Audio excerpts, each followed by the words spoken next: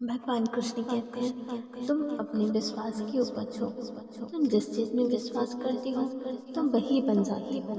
जो स्वयं पर विश्वास करते हैं वे लक्ष्य की ओर आगे बढ़ते हैं, उन्हें सफलता जरूर मिलती है। अगर व्यक्ति अपने लक्ष्य के लिए कर्म में पूरे मन से लग जाता है और उसे कर्म करने में खुशी मिलती है तो सफलता उससे दूर नहीं।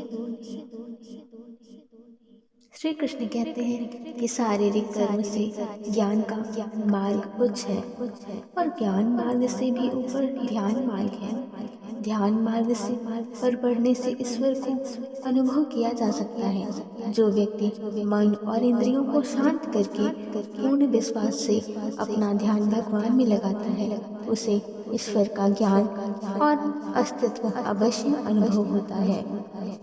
जो व्यक्ति हमेशा स्वार्थ प्रेरित होकर फल की चिंता करते हुए कर्म करते हैं और सिर्फ कर्म ही उन्हें कर्म करने को प्रेरित करता है, ऐसे लोग दुखी और बेचैन रहते हैं क्योंकि उनका दिमाग हमेशा इसी उलझन में फंसा रहता है कि उन्हें क्या फल मिलेगा।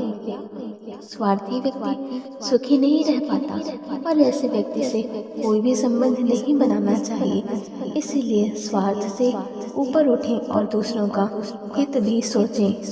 जो हर जगह हर जीव हर मनुष्य में ईश्वर को देखता है, सबके हित में लगा रहता है, उस पर परमपिता अवश्य अपनी कृपा दर्शाते हैं। ज्ञान मार्ग हो या भक्ति मार्ग हो, समर्पण प्रेम विश्वास ही आपको ईश्वर के प्रकाश की ओर ले जाता है। जीवन में संतुलन बहुत जरूरी है। किसी भी चीज की अति करना अच्छा नहीं होता। जैसे सुख आने पर प्रमोद का आना और दुख आने पर निराशा में डूब जाना, दोनों ही गलत है। असंतुलन जीवन की गति और दिशा को बाधित करता है, जिससे अनावश्यक कष्ट और दुखों का जन्म होता है। जिसके मन विचार और कर्म में संतुलन है उसे ज्ञान मिल जाता है और ज्ञान से ही सदा के लिए शांति और संतुष्टि मिलती है। एक अज्ञानी कर्म और ज्ञान को अलग अलग समझता है, लेकिन एक ज्ञानी जानता है कि दोनों एक ही हैं। लोग ज्ञान की बातें तो करते हैं लेकिन उनका पालन नहीं करते। बिना पालन किए ज्ञान करोगे तो ज्ञान का अनुभव नहीं होगा। गीता कहती है कि ज्ञान पढ़ने की नहीं बल्कि अनुभव करने की वस्तु है और अनुभव बिना कर्म किए नहीं मिलता, इसीलिए कर्म करें। परमपिता ही एकमात्र हमारे आधार है और अपने भी इस संसार में कोई भी अकेला नहीं है। ईश्वर में विश्वास रखते हुए जो मनुष्य कर्म कर आगे बढ़ता जाता है वह सदा शांति सुख और मुक्ति को प्राप्त होता है।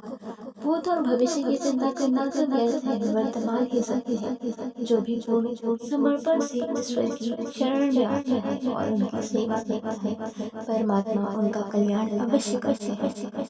कहा जाता है कि इन संसारिक सुखों का अंत दुख कष्ट और दुर्गति के रूप में होता है। इच्छाओं का अंत नहीं है, एक पूरी होती है और दूसरे क्षण जन्म ले लेती है। हर इच्छा से प्रेरित होकर हम कर्म करने लगते हैं, क्योंकि ऐसे तो अनुचित कार्य भी होंगे। इच्छाओं से विचलित ना होना, उन्हें एक विरक्त दर्शक मानकर देखो और वे चले जाएंगे। क्रोध में कोई भी व्यक्ति खुद पर नियंत्रण खो बैठता है और आवेश में आकर गलत कार्य भी कर देता है। कभी कभी गुस्से में व्यक्ति खुद का अहित कर बैठता है, इसीलिए क्रोध को दुख को अपने ऊपर हावी ना होने दें। श्री कृष्ण कहते हैं कि यदि गुस्सा आए तो स्वयं को शांत रखने का प्रयास अवश्य करें और यह भी कहा कि कई बार हमारा मन ही हमारे दुखों का कारण बन जाता है। गीता के अनुसार जिस व्यक्ति ने अपने मन पर काबू पा लिया वह मन में पैदा होने वाले बेकार की चिंताओं और इच्छाओं से दूर हो जाता है। साथ ही व्यक्ति को अपने लक्ष्य को भी प्राप्त करने में आसानी होती है।